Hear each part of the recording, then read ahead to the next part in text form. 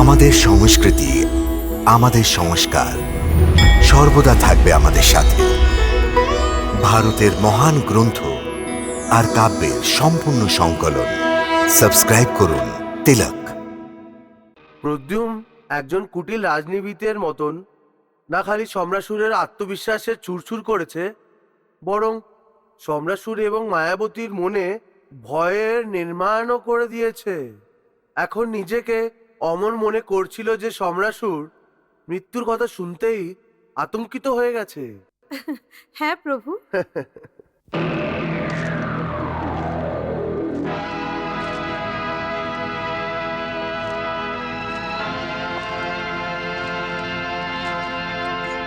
ওই দেখুন না, সমানাসুরের আত্মবিশ্বাস চুরচুর হয়ে গেছে, আর ওর ব্যাকুলতা এটাই বলছে যে ও চিন্তিত।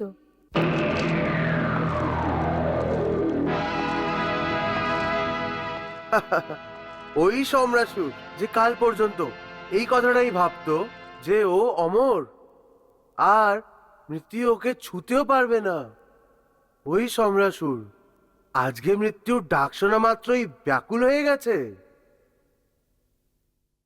সৈনিকেরা, তোমরা সবাই নগরের প্রসাদে এবং নগরের বিভিন্ন বিভিন্ন গুরুত্বপূর্ণ স্থানে পাহারা দেবে।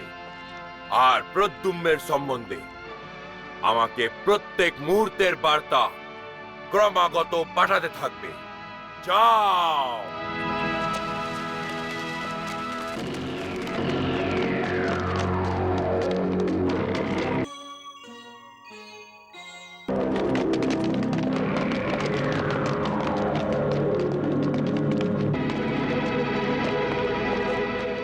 প্রণাম পিতাশ্রী। পুত্র কুম্ভকেতু, বিজয় স্তম্ভ আমাদের বিজয় এবং ক্ষমতার চিহ্ন। ও রক্ষা করা তোমার কর্তব্য। নিজের প্রাণের চিন্তা না করে ও রক্ষা করো। মনে রেখো, ওই মায়াবী প্রদ্যুম্ন ওই বিজয় স্তম্ভের যেন কোনো ক্ষতি করতে না পারে। যাও। যথা আজ্ঞা পিতাশ্রী। চলো।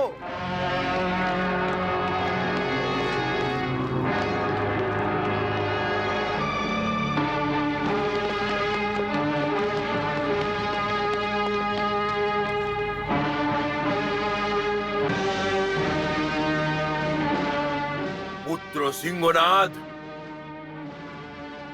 তুমি উত্তর দ্বারের রক্ষা করবে। আর মনে রেখো, দ্বার দিয়ে কেউ যেন প্রবেশ না করতে পারে। যাও। যেটা আজ্ঞা পিতাশ্রী। চলো।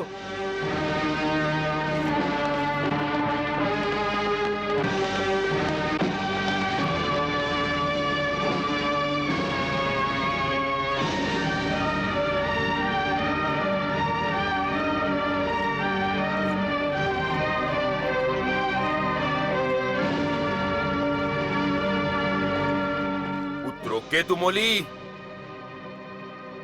পুত্র সিংহকেতু, তোমরা দুজন পূর্ব এবং পশ্চিম দ্বারের রক্ষা করবে। সুরক্ষায় যেন কোনো ত্রুটি না থাকে। সাবধান হয়ে সুরক্ষা দেবে। যাও। যথা আজ্ঞা পিতা।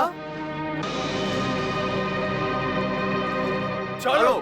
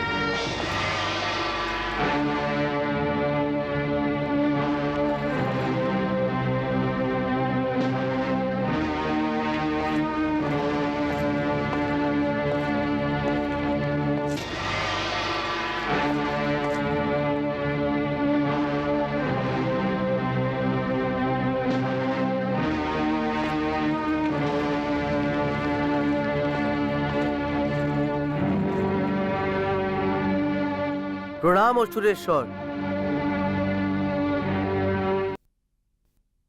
বলো গুপ্তচর, কি খবর এনেছো? অসুরেশ্বর, প্রদ্যুম্ন নগরের দিকে আসছে। নগরের দিকে না, বরং নিজের মৃত্যুর দিকে আসছে।